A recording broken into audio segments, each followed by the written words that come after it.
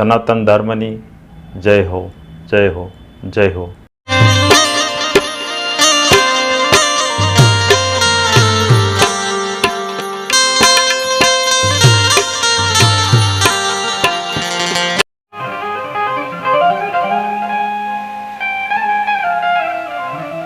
ભોળાનાથ ભગવાનને 4 દીકરીઓ હતી. એક દીકરી તો એક જ હતી, પણ જાનું 4 તેડાવી હતી. આ તો સમજવા માટે જ કહું છું, નાનું એવું.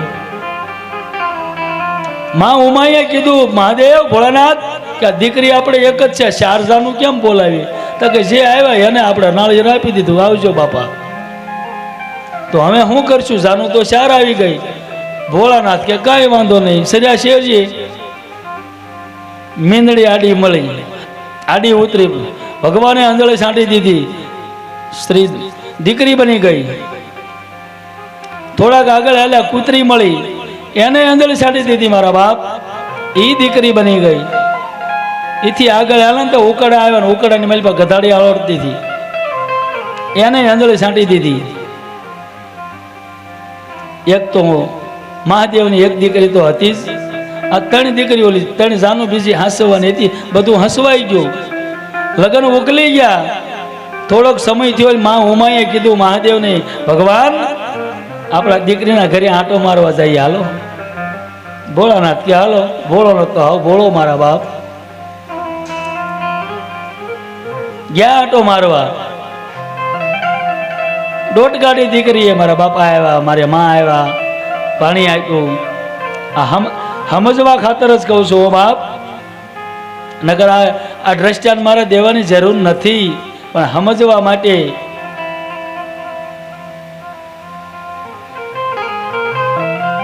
માં ઉમાએ કીધું કે આપણી દીકરી કે ના. તો આ કોણ છે? આ ઓલી મીંદડી છે. તમને દેખાતો નથી? લબક લબક કરતી આવે છે. બીજી દીકરીના ઘરે ગયા બાપ.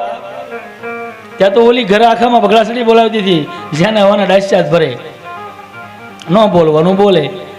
માં ઉમા કે આપણી દીકરી ના આય નહીં. તો ઓલી કૂતરી છે. હાલ તો ગામે હાલો હજી આગળ. ત્રીજા ઠેકાણે ગયા, 4 ઘરની વાંસરી પડી પડી આવડતી હતી. માં ઉમા કે આ તક ના, ઓલી ગધાડીનો અવતાર છે બાપ.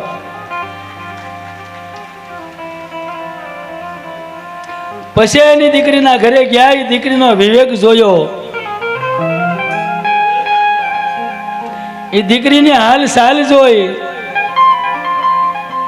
મહાદેવ એમ કે માં ઉમાને, ભવાની આ રેણી ઉપર જોઈ લે. આ દીકરી આપણી આ રેણી ઉપર તમે જોઈ લો બાપ.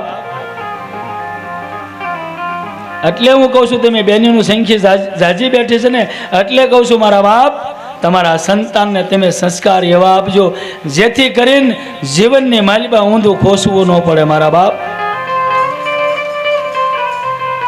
દીકરી હોય તોય ભલે, દીકરીઓ હોય તોય ભલે બાપ.